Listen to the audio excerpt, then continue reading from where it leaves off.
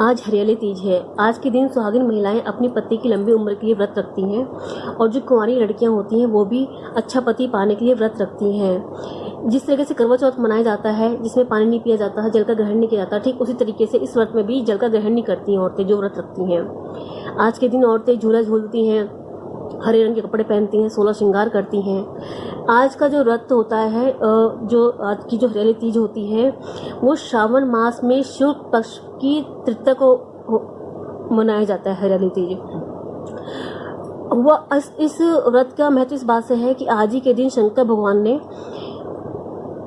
पार्वती माता को आशीर्वाद दिया था, कि वरदान दिया था कि मैं तुम्हें पत्नी के रूप में स्वीकार करता हूँ। तब से ये व्रत हर साल मनाया जाता है। आज के दिन शंकर भगवान पार्वती माता की पूजा की जाती है। और हुआ कुछ मतलब इस पार्वती माता ने ये व्रत रखा क्यों था? वो रखा इसलिए था कि पिछले जन्म में क्या हुआ था कि पिछले जन्म में सती थी, ये राजा दक्ष प्रजापति की पुत्री सती थी। ये सती माता ने शंकर भगवान से शादी कर ली थी पिछले जन्म में। तो जो इनके पिता थे, जो पिछले जन्म के इनके पिता थे राजा दक्ष, वो शंकर भगवान को पसंद नहीं करते थे, वो उसे जलते थे। वो कोई ना कोई मौका ढूंढते थे ताकि शंकर भगवान को अपमानित किया जा सके। और इसी मकसद को पूरा करने के लिए उन्होंने एक बहुत बड़ा यज्ञ रखा। और उस यज्ञ का मकसद ये था कि पूरी दुनिया को, सृष्टि को अच्छा बनाया जा सके, भलाई किया जाए। भलाई के मकसद से इस यज्ञ को पूरा किया जाना था। इतना बड़ा यज्ञ था कि इसमें पूरे ब्रह्मांड के जितने देवी देवता थे पूरे संसार के, उन सबको बुलाया गया था। लेकिन राजा दक्ष ने अपनी पुत्री सती को और शंकर भगवान को नहीं बुलाया था, दामाद को नहीं बुलाया था। जब आसमान में सब देवी देवता जा रहे होते हैं तो माता सती शंकर भगवान से पूछती हैं कि इतने सारे देवी देवता कहाँ जा रहे हैं, बताइए आप। तो शंकर भगवान कहते हैं कि सती, आपके पिताजी ने एक बहुत बड़ा यज्ञ रखा है दुनिया की भलाई के लिए, जग की भलाई के लिए, उसी में सभी देवता जा रहे हैं। तो माता सती कहती हैं, लगता है पिताजी हमें बुलाना भूल गए हैं, हमें जाना चाहिए। तो शंकर भगवान कहते हैं कि नहीं, उन्होंने हमें नहीं बुलाया है तो हमें नहीं जाना चाहिए। लेकिन माता सती कहती हैं कि मैं राजा दक्ष की पुत्री हूँ, मैं उनकी बेटी हूँ, मेरा मायका है और जरूरी नहीं पड़ता कि पिता बुलाए ना बुलाए, मैं तो जाऊंगी। तो शंकर भगवान के कई बार मना करने के बावजूद जब माता सती जिद पे आ जाती हैं तो शंकर भगवान कहते हैं कि ठीक है तुम जाओ। तो माता सती चली जाती हैं। तो जहाँ यज्ञ शुरू हो चुका होता है तो माता सती जैसे ही पहुंचती हैं वैसे ही राजा दक्ष शंकर भगवान के बारे में बुरी बुरी बातें बोलने लग जाते हैं, बहुत अपमानित करने लग जाते हैं सभी लोग, सभी देवी देवताओं के बीच में। तो माता सती को इससे बड़ा दुख लगता है, वो बहुत दुखी होती हैं और वो शंकर भगवान के अपमान को सह नहीं पाती और वो उस अग्निकुंड में कूद जाती हैं। जैसे ही वो कूदती हैं वो जलने लग जाती हैं। तो शंकर भगवान को पता चलता है और उन्हें बहुत गुस्सा आता है। वो अपनी जटा खोलते हैं और अपनी जटा से अपने गण वीरभद्र को पैदा करते हैं और बोलते हैं, वीरभद्र को तुम जाओ और जल्दी से जाकर राजा दक्ष की गर्दन काट दो। वीरभद्र जाते हैं, शंकर भगवान के आगे लेते हैं, जाते हैं और वो राजा दक्ष की गर्दन को काट देते हैं। यज्ञ अधूरा होता है, यज्ञ का पूरा होना बहुत जरूरी होता है।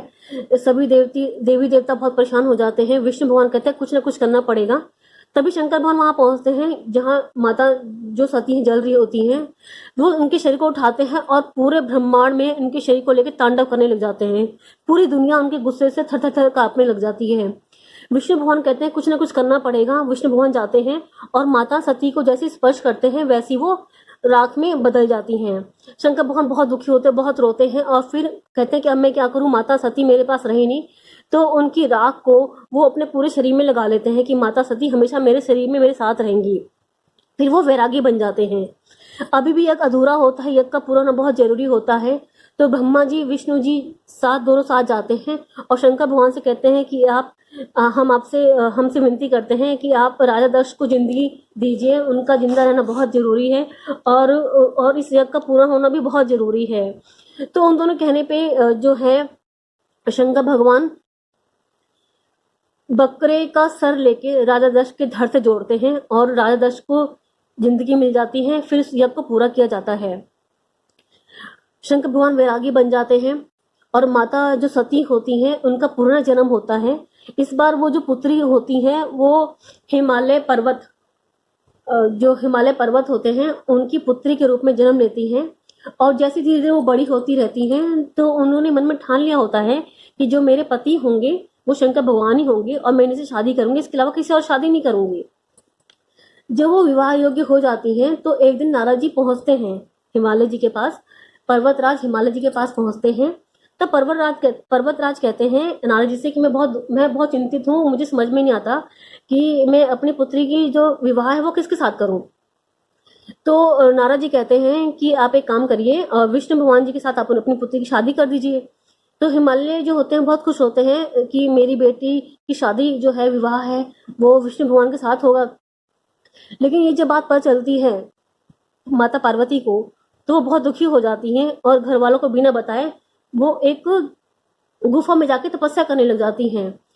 हिमालय जो होते हैं, उनके पिता होते हैं, बहुत चिंतित होते हैं, वो हर जगह ढूंढते हैं, धरती पताल आकाश, वो नहीं मिलती। थोड़े टाइम बाद वो खुद ही नारद जी बताते हैं कि आपकी पुत्री जो है वो शंकर भगवान को पति के रूप में मानती हैं और वो उनकी तपस्या करने के लिए गुफा में जा चुकी हैं और उनको तपस्या करने दीजिए। अब क्योंकि शंकर भगवान होते हैं, उन्होंने सती जी को राख अपने शरीर पर लगा रखी होती हैं, वो वैरागी बन चुके होते हैं, तो उनका कहीं मोह माया नहीं लगता वो, ठीक है ना। तो पर्वत और पार्वती माता ने दूसरा जन्म ले चुकी होती है, उनका पुनर्जन्म हो चुका होता है और उन्होंने कसम खा रखी होती है कि मैं शादी करूंगी तो शंकर भगवान के साथ शादी करूंगी। तो शुरू में वो थोड़ा जल पीती हैं, ठीक है ना, और थोड़े जो पेड़ के पत्ते गिरते हैं वो खाती हैं, फिर धीरे धीरे वो भी छोड़ देती हैं, हवा का सेवन करती हैं, हजारों साल तपस्या करती रहती हैं वो। आखिर जाके वो हरियाली तीज भी रखती हैं। फिर वो तो हरियाली तीज जब वो रखती हैं हजारों साल तपस्या करने के बाद, तब हरियाली तीज के दिन शंकर भगवान प्रसन्न होते हैं और पार्वती माता से कहते हैं कि मैं तुम्हें पत्नी के रूप में स्वीकार करता हूँ। उस दिन से हरियाली तीज मनाई जाती है और इस व्रत का बहुत ही पुण्य मिलता है जो भी महिलाएं रखती हैं। और शंकर भगवान पार्वती माता की पूजा की जाती है। और जहाँ माता ने तपस्या की थी केदारनाथ के पास, वो गौरी कुंड है, वहीं पे उन्होंने तपस्या की थी। और आप सभी का जीवन मंगलमय हो, शुभ हो। धन्यवाद, शुक्रिया।